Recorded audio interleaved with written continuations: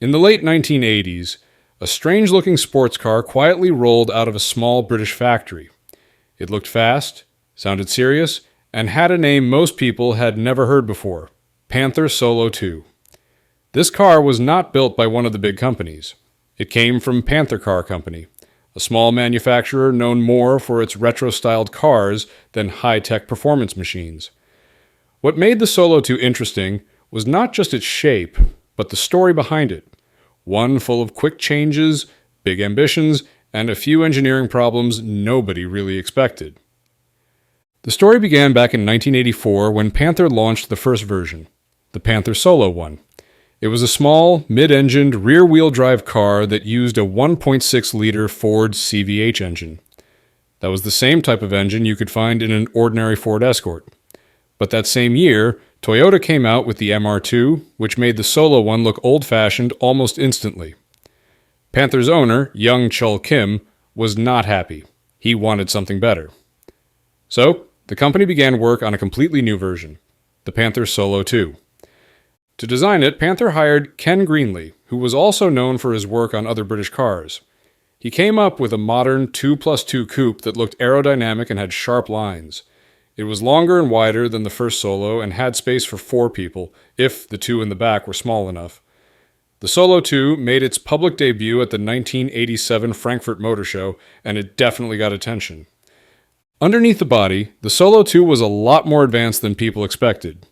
It used a 2.0-liter turbocharged engine from the Ford's Sierra RS Cosworth, producing about 204 horsepower and 200 pound-feet of torque. It had a Borg-Warner T5 5-speed manual transmission, and more importantly, it had full-time 4-wheel drive, using a custom-built chain-driven transfer box. The car could reach 144 miles per hour and go from 0 to 60 in about 6.8 seconds. Not bad for something that weighed around 2,954 pounds. The structure was a mix of advanced materials. The frame was a steel space frame, the top part used aluminum honeycomb, and the body panels were made from carbon fiber and Kevlar. That made the car strong, but it also made it hard to build.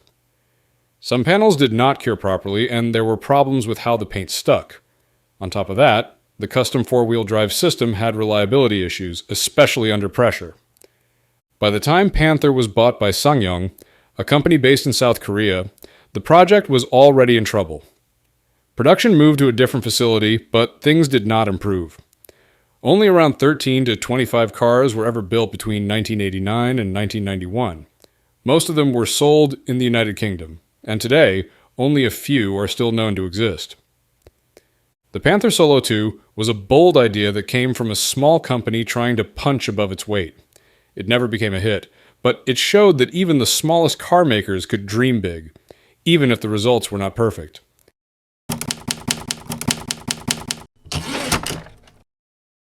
In the early 1970s, 2 British engineers, Peter Bahana and Robin Stables, built something unusual. It was a small, sharp-looking car with a fiberglass body and a mid-mounted engine. They called it the Diablo. It had no connection to Lamborghini. Instead, this Diablo was a prototype meant to show what a homegrown British sports car could look like.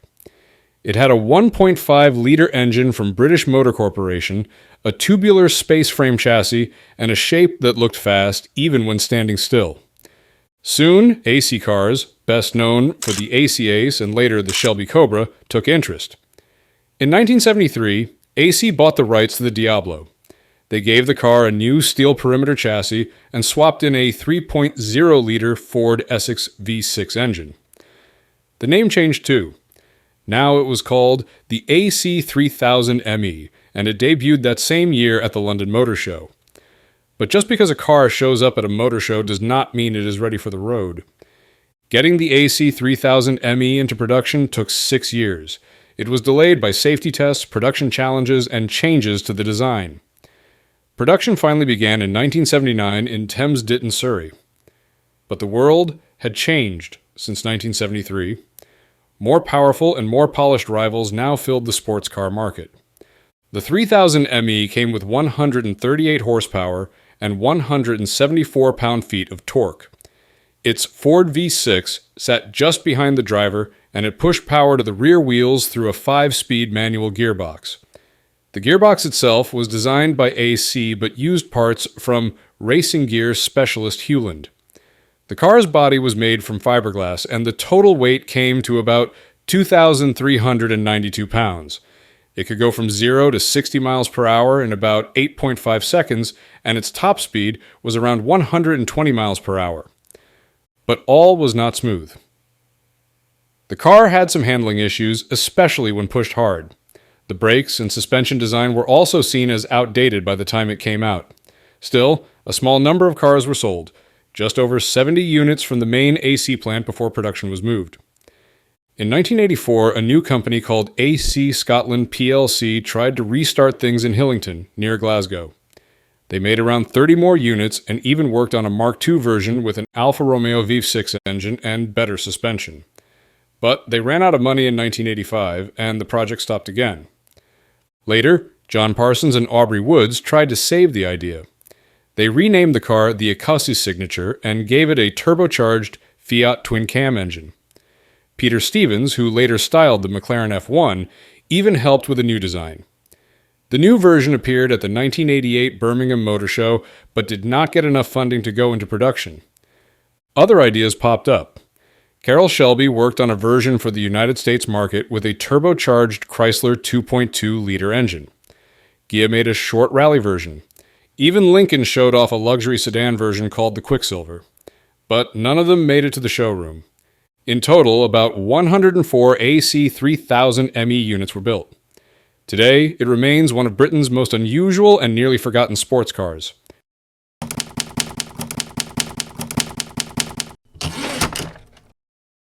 In the mid-1960s, a small, strange-looking sports car rolled into the London Racing Car Show. Most people didn't know what it was, and many probably walked right past it.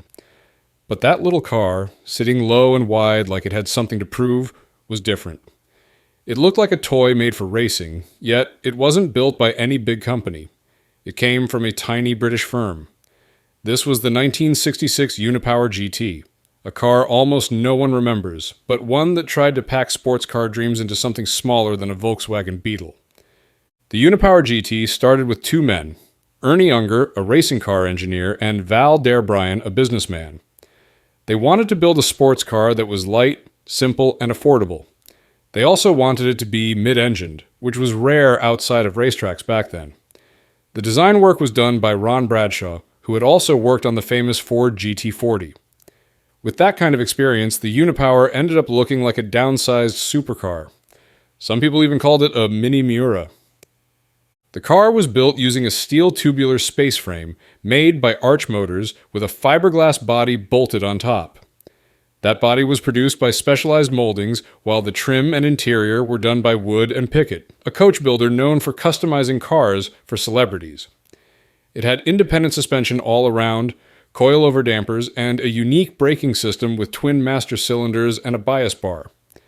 Under the fiberglass shell, the Unipower GT used engines from the British Motor Corporation. The basic version had a 998 cubic centimeter engine from the Mini Cooper, producing around 55 horsepower.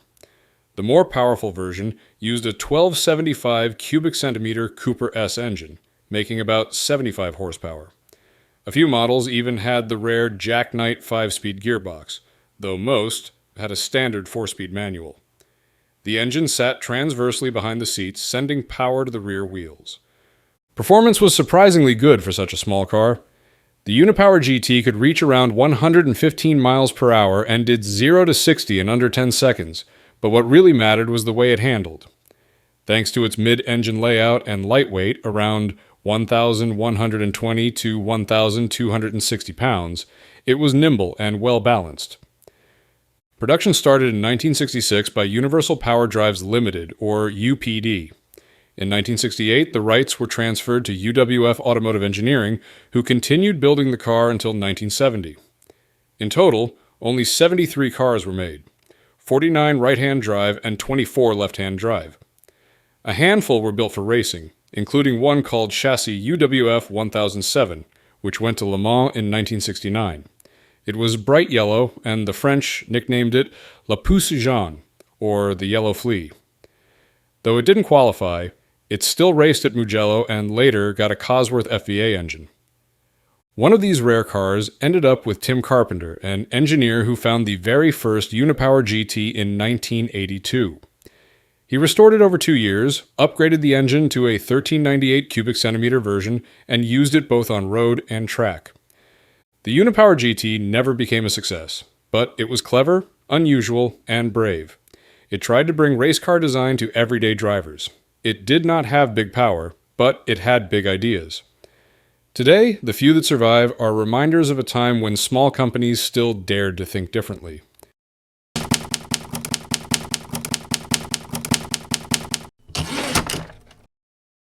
In 1970, a strange car from Switzerland shocked the crowd at the Geneva Motor Show. It had a big engine, a bright purple body, and a name that meant shark in German. People were not sure what to make of it. It was not Italian, but it looked like it. It had a Chrysler engine, but it was built in Europe. This car was called the Monte Verde High 450 SS, and it was the creation of a man named Peter Monteverdi. Most people today have never heard of it. But the story behind it is full of bold ideas, tough engines, and a dream to beat Ferrari at its own game. Peter Monteverdi was a Swiss businessman and car dealer from Binningen, near Basel, Switzerland. Before building his own cars, he had worked as an importer for brands like Ferrari, BMW, and Lancia. After a disagreement with Enzo Ferrari, Monteverdi decided he did not want to sell other people's cars anymore. He would build his own.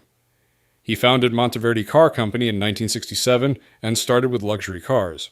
But by 1970, he wanted something faster, something that could compete with Lamborghini Miura and Ferrari Daytona. That idea became the Monteverdi High 450 SS. The car was designed by Trevor Fiore at Carrozzeria Fisore, an Italian design firm. The body was sleek and low with a long hood and pop-up headlights. It was painted in a special color called purple smoke, which looked wild in the middle of conservative Switzerland. Underneath, the car had a strong steel tube frame. The engine sat behind the driver, just like in a race car.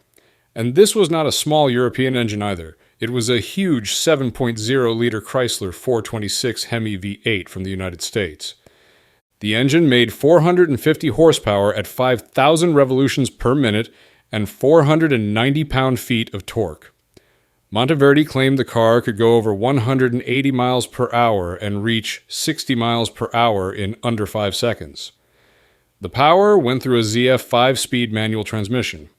The brakes were from ATE, and both the front and back used vented disc brakes. The suspension was also advanced using a double wishbone setup in the front and a Dedion axle in the rear. But not everything matched the hype. When car journalist Paul Frere tested the car, he found that it reached about 168 miles per hour and took nearly 7 seconds to go from 0 to 62. Still, that was fast for 1970. The car felt heavy and raw, but it was a real supercar. Monteverdi planned to build 49 cars, but only 2 were ever made. One called the 450 SS and another version called the 450 GTS, which came out in 1973. The GTS had a longer wheelbase and some minor updates like new door handles. 2 more replicas were made later using leftover parts. Today, all of them are kept at the Monteverdi Museum in Basel, Switzerland. The original 450 SS even made a trip to the United States, where it was painted gold before being restored back to its purple color. It might not have beaten Ferrari or Lamborghini, but it showed that even a small Swiss company could build something wild with an American heart.